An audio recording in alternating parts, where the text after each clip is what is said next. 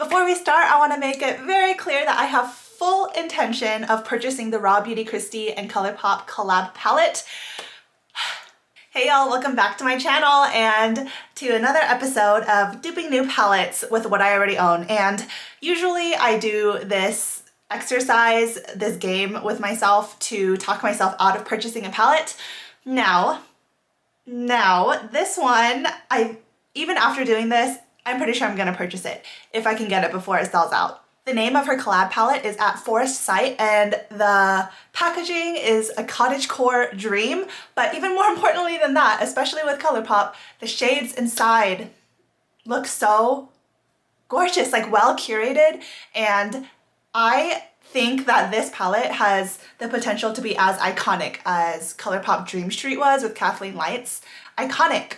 I did still go ahead and make my own version of that palette using Colourpop shades I already have, because a lot of y'all tell me that this series for y'all is very helpful, so even though I'm purchasing it, I still thought it would be fun to go and do this. In this video, I will be sharing the swatches of my homemade bootleg palette with y'all, and I will be comparing my swatches to the swatches directly from Kristi's own video. After that, I will go into overhead footage to show you and swatch every single one of these shades, and I'll tell you which palette I pulled these from. And lastly, I will have a quick eyeshadow tutorial using these shades for this eye look. If any of that interests you, if you want to see, maybe if you have some of these same shades that I picked out, then keep on watching. If you like this video, please give it a like. And if you're meeting me for the first time, I hope you'll consider subscribing before you go. Let's get into it. So let's start by showing the swatches of all of my shades together so you can see kind of what we end up with here. And oh, this color story is so earthy, so vibrant. I love it. And here is a comparison of my swatches to the swatches from Kristi herself on her channel. And you tell me, how similar did I get? Hello, here is my homemade palette, and here is the tall stack of palettes I had to pull from to make this.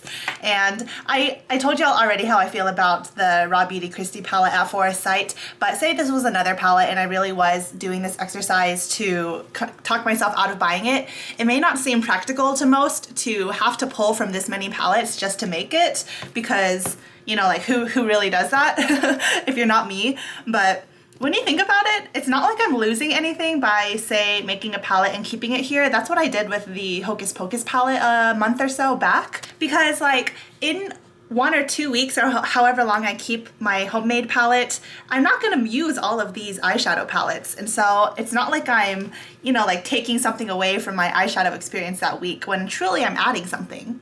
Now, this palette's color story is so earthy, but it still managed to be super vibrant versions of those earthy tones, especially in RawBeautyKristi's swatches. Like this orange, for example, really took me by surprise. It looked almost neon, and my version is not quite as neon.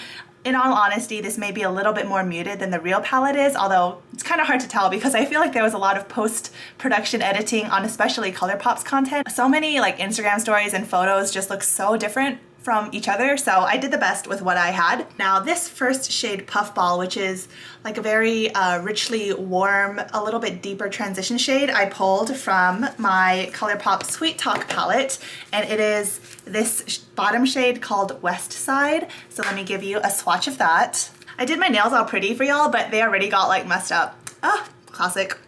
I'm going to start my swatches at the very bottom elbow portion of my forearm and then work my way up. So here's a swatch of West Side from the Sweet Talk palette. That was kind of out of frame. I'm sorry, but here it is. I will build that up one more time to get like a pretty swatch, a long swatch. There we have it. The second shade, called Chanterelle, which is a type of mushroom, I pulled from the Alamar Reina del Caribe palette, and it is the shade Coco-Taxi. And this is not as neon as it seemed to be from Kristi's video, but it's still like a very much yellowish orange. And honestly, I don't have a lot of very yellowy oranges, so this was not like a shade that I have multiple of in my collection or anything. And then I'm gonna build that up a second time. So there is the shade Coco-Taxi from the Alamar Reina del Caribe palette. This third shade called Rainier, after Mount Rainier in Seattle, or I don't know if it's in Seattle, but it's close to Seattle in Washington. It, in the pan, looked like it was like a rich, vibrant red, but in the swatches, it kept on looking super orange. So I went with something a little bit more orange and more terracotta. This is from the So Jaded palette. Here's my newly rearranged So Jaded palette, but it is the shade Carnelian, which is originally in this spot. Oh no, that shade was so soft. Uh-oh. Okay, I accidentally picked up a lot, but here is a shade of Carnelian from the So Jaded palette. I don't use oranges a lot really anymore, so I wasn't really familiar with the shade and how soft it was gonna be. This fourth shade was like a beautiful pinkish transition tone, and I pulled mine from my Sailor Moon collab palette, the Pretty Guardian palette, and it's this shade called Moon Castle. So there is that beautiful pink tone, Moon Castle, from the Pretty Guardian palette. Now this one, I admit, may be a little bit lighter than the one that's in the At Forest Sight palette, but I just really, really love this pink and I wanted to put it in this palette, especially if I'm gonna keep this around and use it for a little bit. This fifth shade gave me a little bit of trouble. It's called Old Growth, and in the pan it looked like it had some green in it, but then in her swatch it looked like nude, almost with like a pink base. I don't know, but the main color I saw in it was kind of a silvery taupey neutral.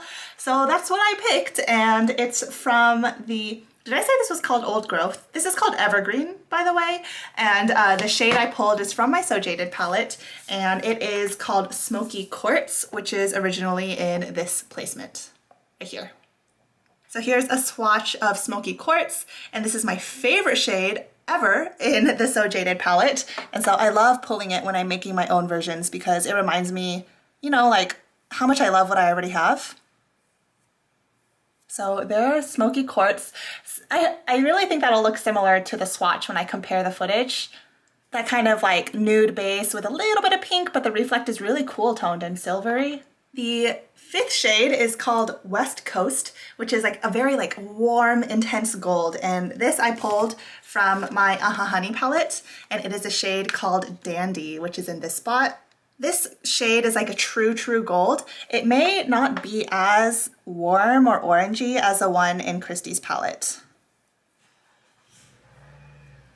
So there's like a one dip swatch of Dandy. Sorry if you hear a really loud car in the background. And then there's it built up just one more time. So wow, that's really vibrant, isn't it? I forgot to build up Smokey Quartz, so I'll just add another thin layer on top so we can see the shine a bit more. Yep. This sixth shade is like a deep, rich brown, and that has a little bit of warmth and earthiness to it. And this is pulled from my Dream Street palette, and it is, this is also rearranged. Oh, spoiler, I haven't posted this video yet. It is originally in this place. It's a shade called Elfish. So there is what Elfish looks like, swatched on my finger and on, oh no, some of it dripped onto Dandy next to it. But here's Elfish. Wow, that is a great performing dark matte brown, if I do say so myself. And it has that warmth in it, like a little bit of like red, if you can see. The eighth shade is called Amanita, and it, I don't know if I'm pronouncing that right, but my shade is a single that I have in Sleeper. But this is, I bought this as a single, but it actually is also included in the Colourpop It's My Pleasure palette. I just didn't want that entire palette, so I picked out a couple of my favorite shades to buy as singles. So anyways, here's Sleeper. This one is actually a pressed pigment, and in RawBeautyKristi's palette, it is also a pressed pigment. So here is Sleeper from the It's My Pleasure palette.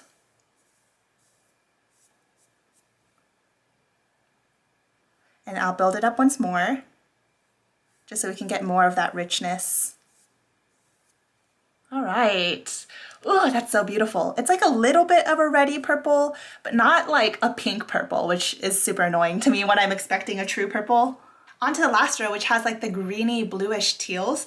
And so this first shade in the last row is like a true forest green, and I pulled that from my So Jaded palette, and it is a shade called Jade. And that shade's original spot is right here at the bottom.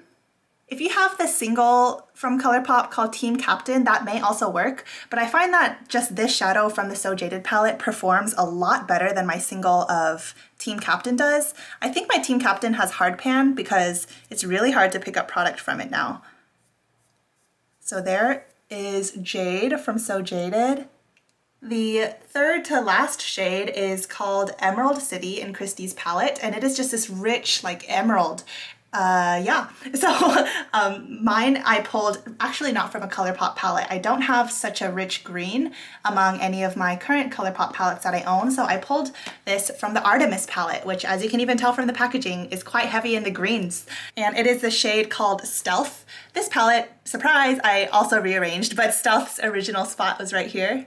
This is a cream formula, like actually putty. You can make an indentation with your finger. With this formula, I find that it is great in terms of blending because it is so creamy, but you have to kind of build it up to get a true color of the swatch. It first applies very sheerly, and so the color looks super, like a lot brighter than you think it would from the pan. I mean, look at that. But if you just kind of build it up, maybe 2-3 times, you can start seeing that true green color. So there's a second swatch of it. And this one, just for the purposes of demonstrating, I'll swatch it up 3 times. Sometimes it might take a little, even more than that, to show that true color, but I think that this green is gorgeous on its own. Super jewel-y, like a jewel toned. No one describes shades like that, Sally. What are you doing? So there is Stealth from the Artemis palette. It was an ugly swatch. Ugh, dang it, these cream shades I can never swatch gorgeously. This last shade is like somewhere between a navy and a teal, and it's originally called PNW, standing for Pacific Northwest, which is where Kristi lives.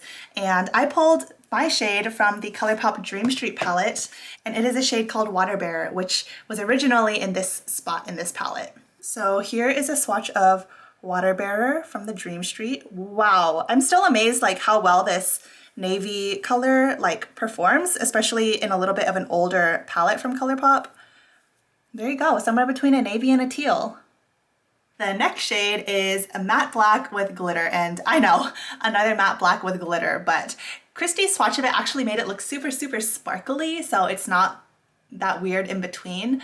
So I actually picked an even more sparkly black with glitters in it, and this is from my So Jaded palette. It's the shade Onyx, which its place is right here, and this is hyper sparkly, but still like suspended within that matte formula. So last swatch, can you see how like, ooh, it has that blue sparkle in it, but like if you just use it very sheerly, it can be black. So there's a swatch of Onyx. Wow. This is actually not an exact dupe, I admit, to Kristi's, just because I don't have anything with like that exact level of sparkle that she was showing, but I decided to really lean into that sparkle, and I present you this shade. Well, those are all 12 shades corresponding to the shades within Kristi's palette that I found within my own Colourpop palettes. Isn't this so gorgeous and so inspiring? It's almost, I mean, it's essentially like a rainbow palette, but like a deeper version of it. A grungy rainbow, as some would say. How do y'all think I did in this exercise? I really hope this palette, like the actual palette, doesn't have like a fiasco of a launch. Now for the eyeshadow tutorial, when I talk through this tutorial, I'm going to be calling the shade names what they're called in the RawBeautyKristi palette, just so it's easier to follow along. So I took the orange shade called Chanterelle all over my lid as a base shade and transition shade. Then I took this jewel-toned emerald green shade called Emerald City and laid that down closer to my lash line to kind of start building a smoky eye. And then between Chanterelle and Emerald City, I took this reddish orange shade called Rainier and used that to blend between the two shades. To kind of define my eyes a little bit more, I took Let It Rain and lined my eyes with that. And to brighten up my lower lash line and inner corner, I placed the shade Evergreen in those places. Then I just popped on some mascara and eyelashes, and this was the final look. Tell me, what do y'all think about this launch? Are they like the most revolutionary, groundbreaking shades that the earth has ever seen? No. But the curation of them all together is highly convenient. It even inspires creativity, and it's Kristi, and if we want to support, you don't have to spend money to support like a YouTuber, but if you want to, and you get something that you think you'll love out of it, why not? I also want to do a quick shout out to these adorable earrings I'm wearing. I found this artist called The Flowing Flower on Instagram off of Subtle Asian Aesthetics, which is like a branch group off of Subtle Asian Traits. And right now she only has like 125 followers at the time I'm filming this. So please give her a follow. She's really talented, and these are only $10. If you find other handmade earrings, they are way more than $10. So give her a follow. Well, I hope you enjoyed this video, and I thank you so much for spending your time with me. Remember that y'all are my treasure. Find the beauty in every day, but most importantly, be kind to yourself. I'll see you in my next video. Bye!